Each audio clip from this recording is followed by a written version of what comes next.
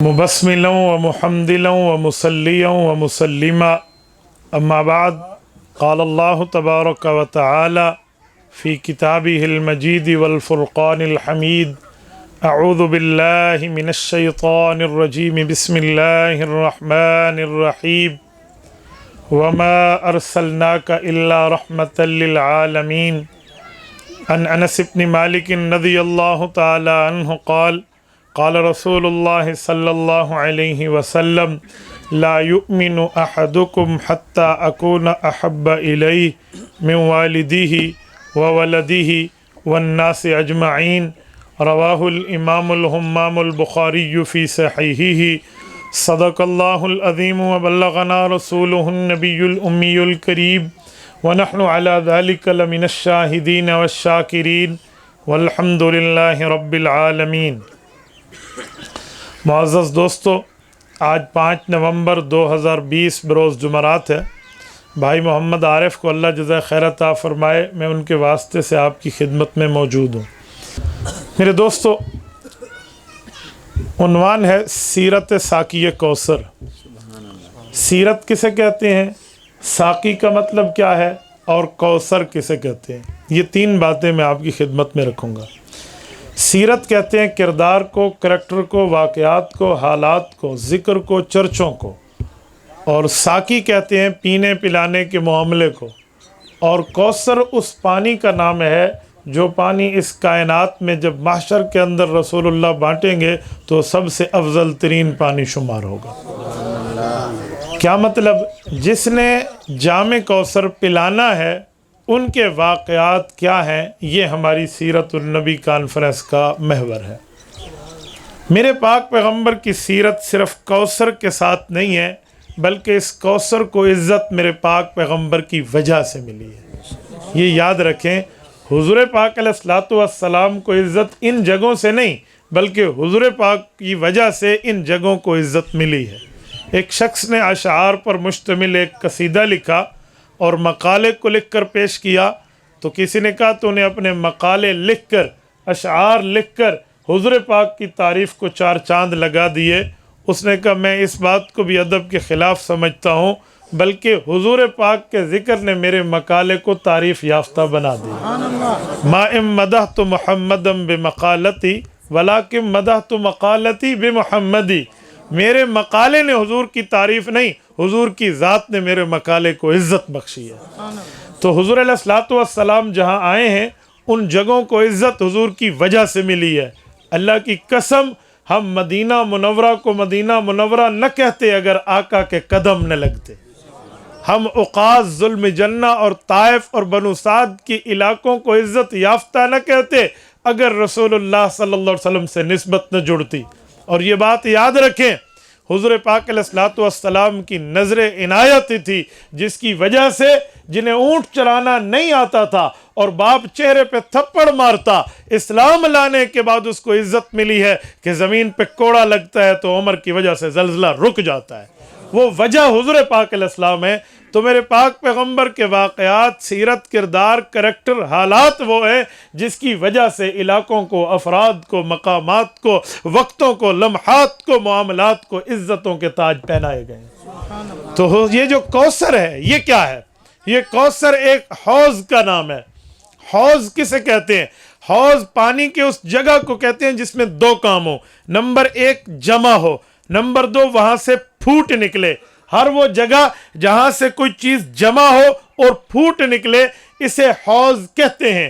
حوض کوثر، یہ قرآن کریم حضور پاک علیہ السلام کے لیے بتاتا ہے اِنَّا أَعْطَيْنَاكَ الْكَوْثَرَ، اے پیغمبر ہم نے آپ کو خیر کثیر عطا فرمائی ہے۔ یہ کوثر کثرت سے نکلا ہے۔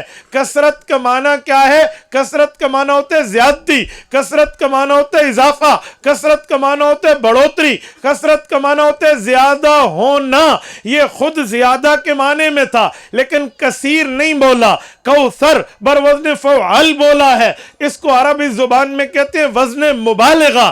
وزن مبالغہ کا معنی اس کو مزید غلبہ رتبہ، مزید عزت، مزید بڑھوتری، مزید مرتبہ رتبہ مقام دے کر گفتگو کریں، اسے مبالغہ کہتے ہیں۔ جیسے ایک عالم ہے، ایک علامہ ہے، عالم جاننے والا، علامہ اس سے بڑھ کے جاننے والا، ایک فہیم ہے سمجھنے والا، ایک فہامہ ہے اس کی سمجھ اس سے بڑھ کے ہے۔ میرے دوستو اسی طرح ایک کثیر ہے زیادہ ہونا، ایک کوثر ہے بہت زیادہ بڑھ کے ہونا۔ ایک معنی کثرت زیادہ چیز ملی، دوسرا وزن مبالغہ پہ ملی، پتہ چلا حضور پاک کیا یہ حوض بڑے سے بڑا، درجے سے درجہ، مقام سے مقام سے بھی فائز تر ہوگا۔ اس میں کثرت کا مادہ پادا گیا۔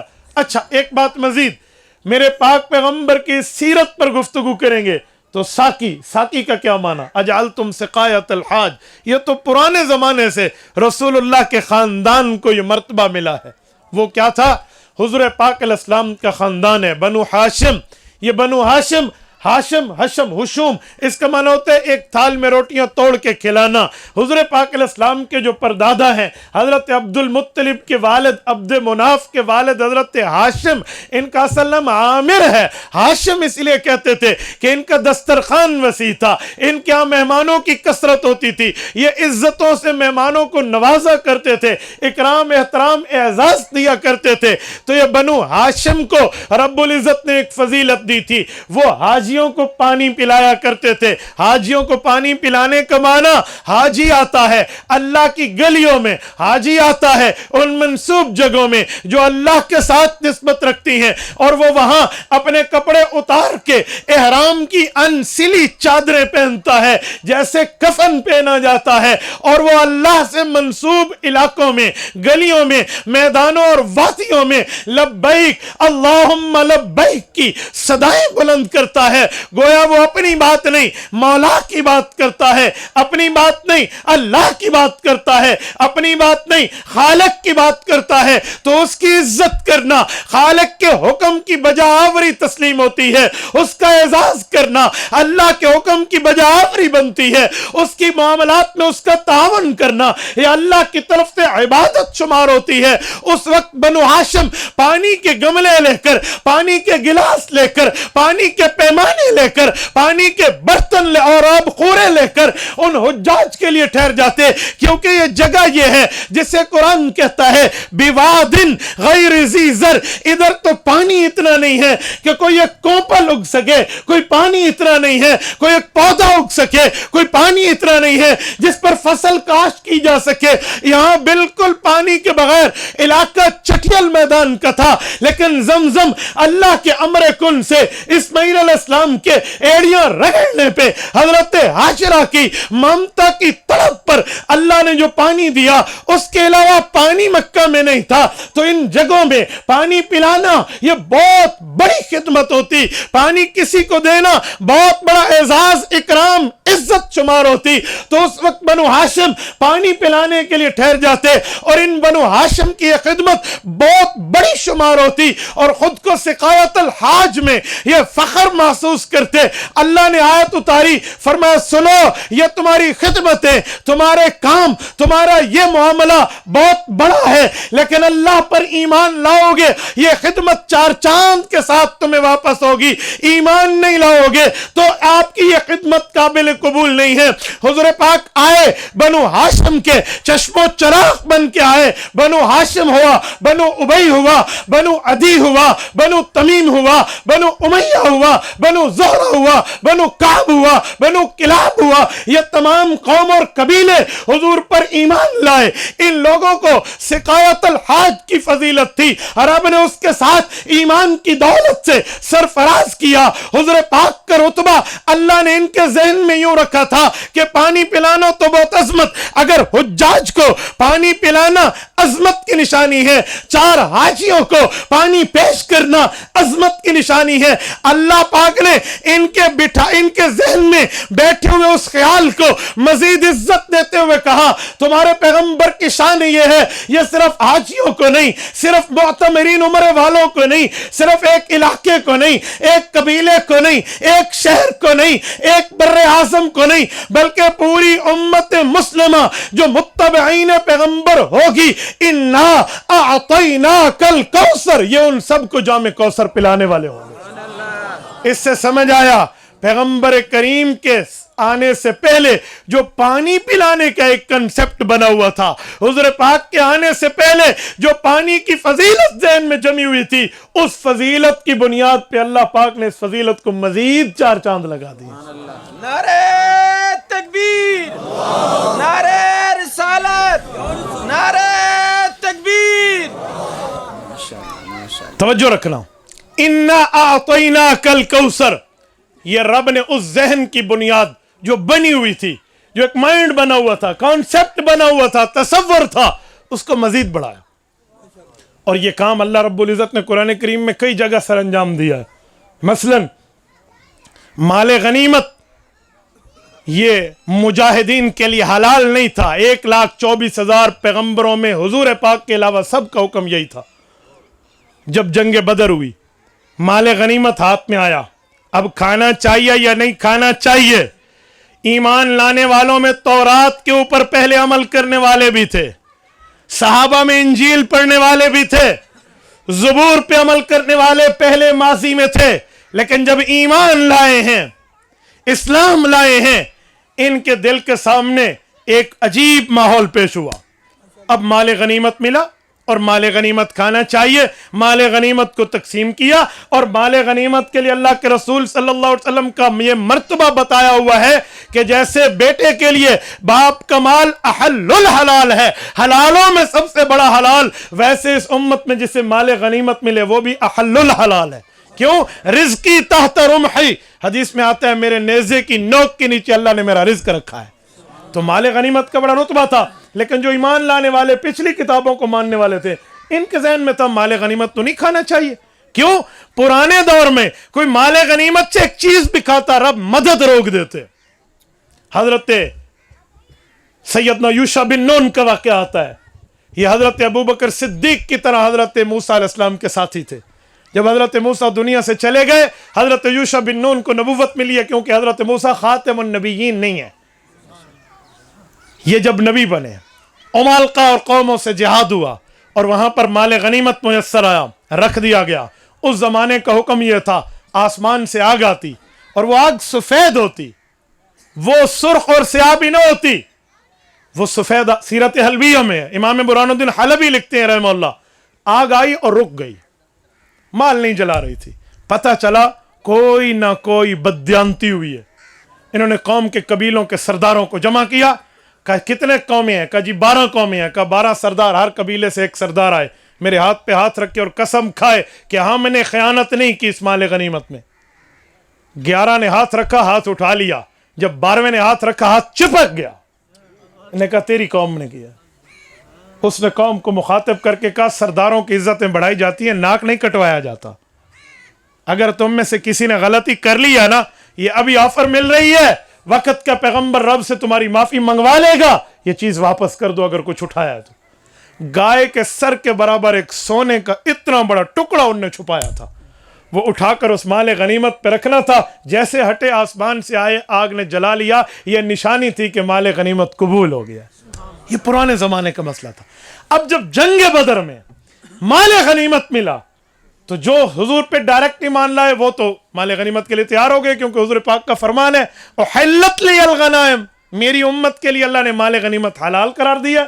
लेकिन जो तौरात ज़बूर इंजील पर पहले ईमान लाए थे, फिर हुजूर को मानते थे, इनके जहन में थोड़ा सा एक शक आया कि यार खाएं, उधर तो हुक्म ये था। अल्लाह ने आयत उतार दी सूरत अनफाल में। अल्लाह पाक ने फरमाया, ए लोगो, अगर रब्बुल इज़्ज़त के यहाँ ये बात तय न होती कि माले गनीमत खातिमुन नबिय्यीन के लिए हलाल कर दिया गया है, तो तुम्हें आसमान से अजाब आता, तुम जल जाते। लेकिन ये खातिमुन नबिय्यीन मुहम्मद करीम अलैहि तहय्युत व तस्लीम की शान, मकाम, मर्तबा, रुतबा, हैसियत ये है कि जो माले गनीमत बाकियों के लिए मना था, हुजूर का एजाज बन गया। फकुलू मिम्मा गनिमतुम हलालन तय्यबा, आप ये माले गनीमत खाओगे, आपके लिए हलाल भी है और पाकीज़ा भी है। मेरे दोस्तों, ये है माले गनीमत। इससे क्या मैं अखज़ करना चाह रहा था कि जो पहले ज़हन बना हुआ था ना, اس کے مخالف حکم آیا تو تھوڑا سا سوال پیدا ہوا کہ ہم اس پہ عمل کیسے کریں، لیکن حوض کوثر پہ ایسی بات نہیں تھی۔ حوض کوثر پہ ماضی کے تسلسل کو مسلسل رکھا گیا، ماضی کے کام کو پیدر پہ رکھا گیا، ماضی کے واقعہ کو کنٹینیوسلی یوں ہی چلایا گیا۔ بھئی وہ کیسے؟ یہ سقایت الحاج، پانی پلانے کا کام تو یہ پہلے کرتے تھے، اب وہ پانی پلانے کی نسبت، پانی پلانے کا مرتبہ حوض کوثر سے، حوض کوثر سے جامع کوثر پلانے کا رتبہ جب حضور کو ملا تو اس ذہن کو مزید 4 چاند لگ گئے، اب اس پر کوئی تردد نہیں رہا۔ اچھا، یہ حوض کوثر ہے کتنا، یہ جگہ کتنی ہے؟ حدیث پاک میں اس کی کئی تحدیدیں تقریباً تمثیلاً بیان کی گئی ہیں۔ مثلا ایک حدیث پاک میں ہے، اللہ کے رسول صلی اللہ علیہ وسلم فرماتے ہیں بلقاء سے لے کر ایلا تک، جتنا بلقاء سے ایلا تک ہے۔ بلقاء کہاں ہے؟ یہ بحیرہ احمر جسے کہتے ہیں ریڈ سی، سرخ سمندر، یہ اس کا جنوبی کونا ہے، اور ایلا یہ آج کل اسرائیل کے علاقے میں ہے، یہ اس کا شمالی کونا ہے۔ یعنی پورا بحیرہ احمر جتنا ریڈ سی ہے، فرمایا اتنا بڑا سمندر جتنا اللہ مجھے حوض کوثر عطا فرمائے گا، اور فرمایا اس کے جو آب خورے ہوں گے۔ کیا مانا؟ جیسے ہم رکھتے ہیں نا یہ ڈینر ڈش ہے، یہ جو ہے نا کیا کہتے ہیں لنچ ڈش ہے، یہ ڈرنک ڈش، فلاں یہ فلاں چیزیں ہیں، یہ پانی پلانے کے لیے جگ گلاس اپنے طرز کے۔ حضور علیہ السلام نے فرمایا جو اس پہ پینے والوں کے جگ گلاس رکھے جائیں گے نا، وہ ایسے ہوں گے جیسے رات کو تمہیں رات کی تنہائی اور تاریکی میں آسمان پہ جگمگ کرتے ستارے نظر آتے ہیں، تمہیں ایسے آب خورے ملیں گے۔ حدیث پاک میں ہے، فرمایا ہر نبی کو حوض ملے گا لیکن ہر کو حوض کوثر نہیں ملے گا۔ وہ ایک آپ کے پیغمبر یعنی حضرت محمد مصطفیٰ صلی اللہ علیہ وآلہ وسلم کا رتبہ مرتبہ یہ ہے کہ انہیں حوض بھی ملے گا اور وہ حوض کوثر بھی ملے گا۔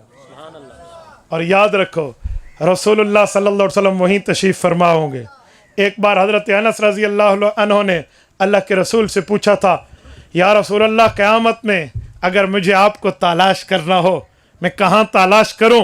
حضور پاک علیہ السلام نے فرمایا آپ نے مجھے تلاش کرنا ہو پل صراط پہ دیکھنا، یہ امت پر بہت بڑی ایک آزمائش ہوگی۔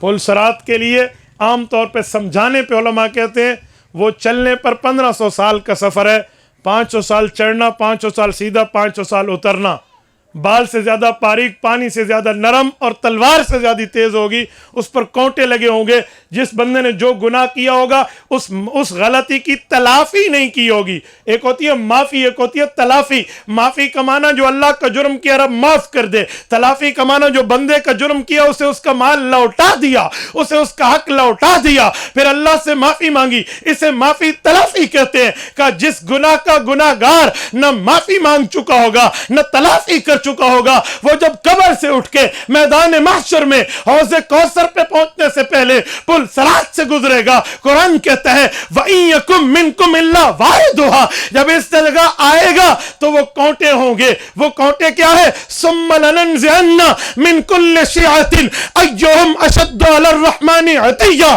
آپ اٹھائیں سورت نمبر 19، سورت مریم پارہ نمبر 16، رب کائنات ارشاد فرماتے ہیں پھر ہم کھینچیں گے ہر اس گروہ کو اللہ کے ہاں جو زیادہ سرکش ہوگا ہم کھینچ کے دکھائیں گے۔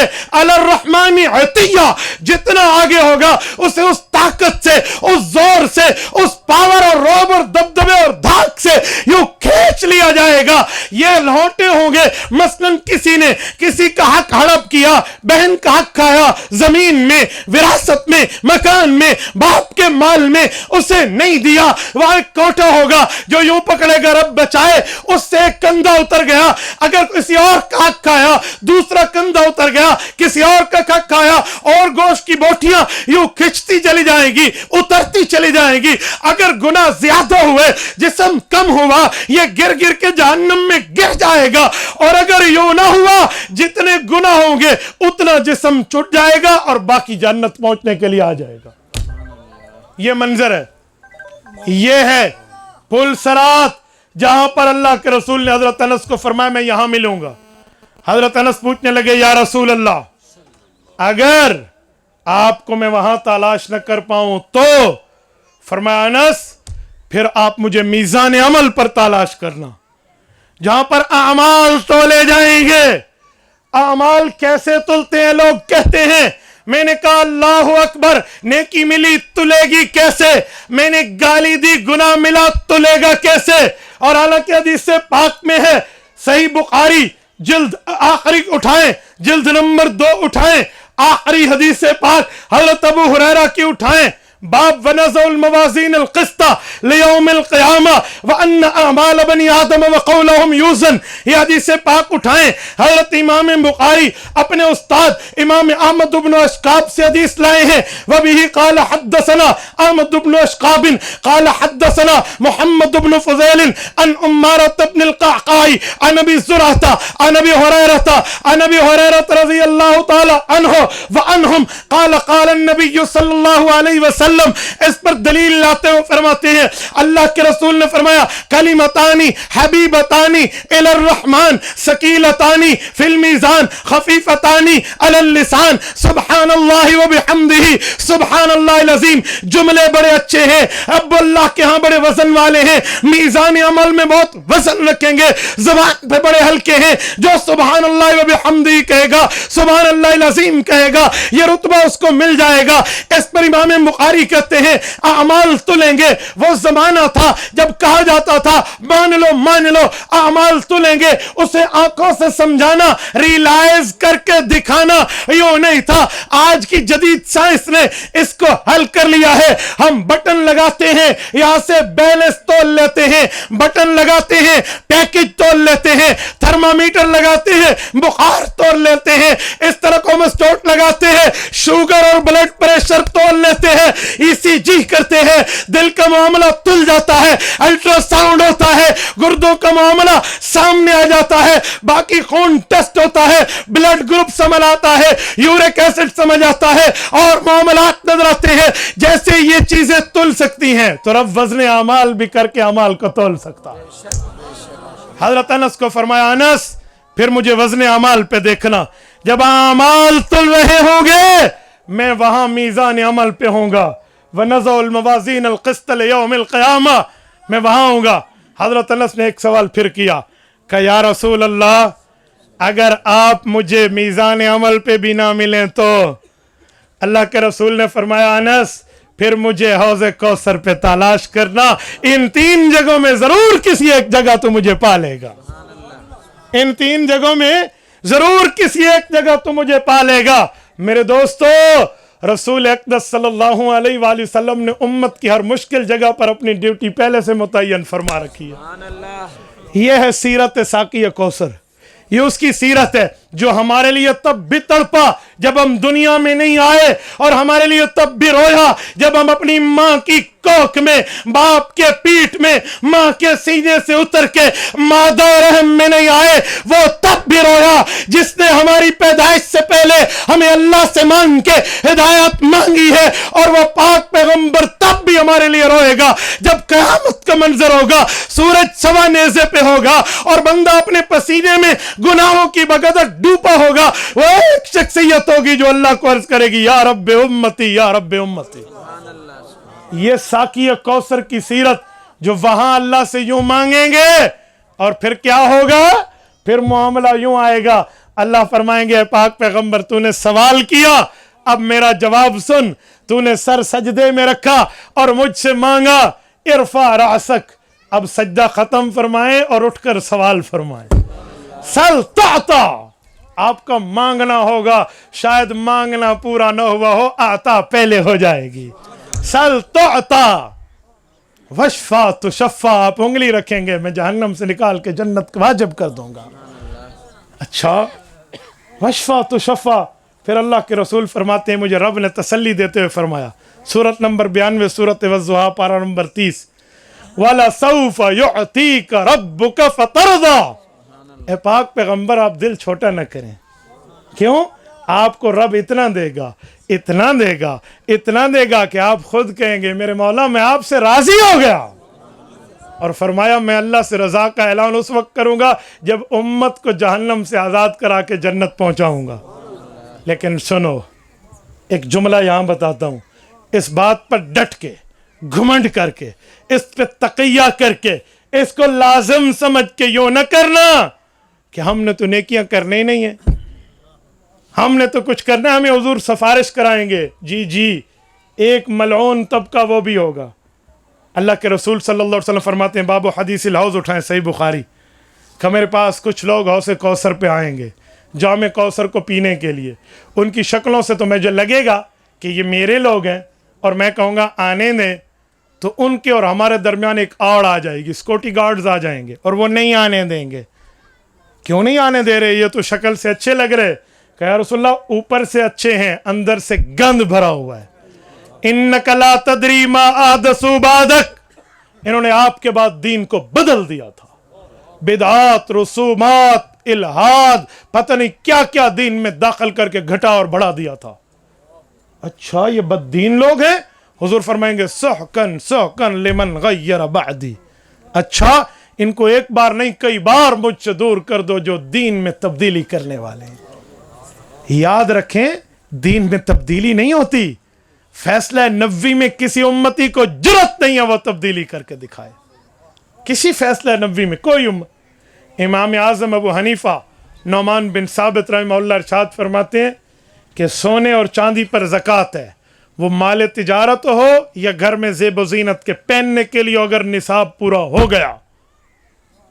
किसी ने कहा जी ज़कात के माल पर, ज़कात उस माल पे आती जो तिजारत का हो, सोने चांदी को आप क्यों शामिल कर रहे हैं? ये माल तिजारत तो नहीं है, ये तो दुल्हन ने अपने घर में अपनी ज़ेबाइश के लिए रखा हुआ है।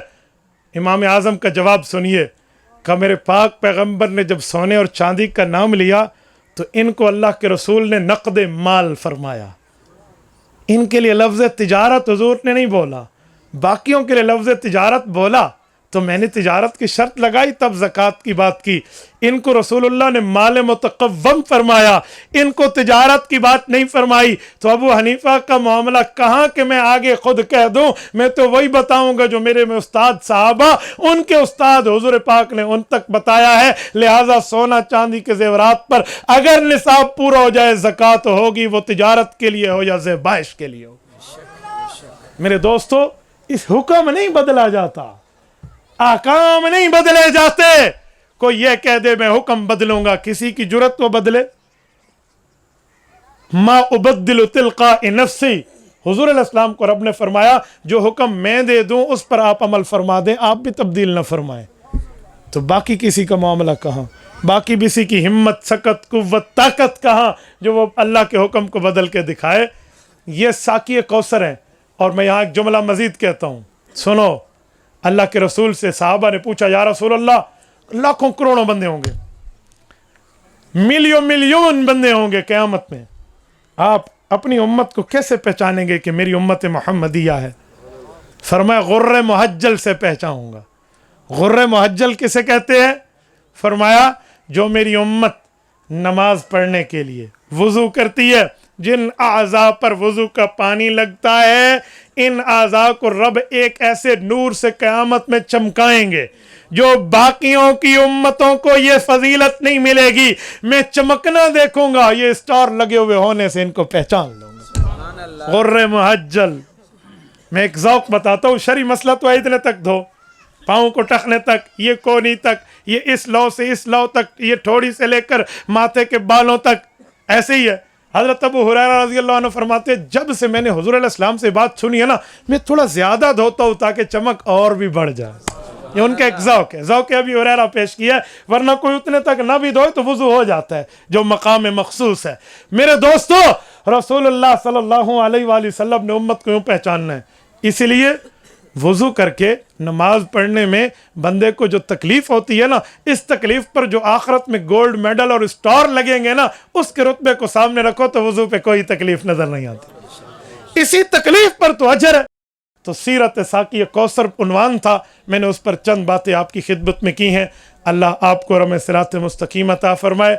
अकूलु कौली हाज़ा व अस्तग़फिरुल्लाह व आखिरु दअवाना अनिल हम्दुलिल्लाहि रब्बिल आलमीन।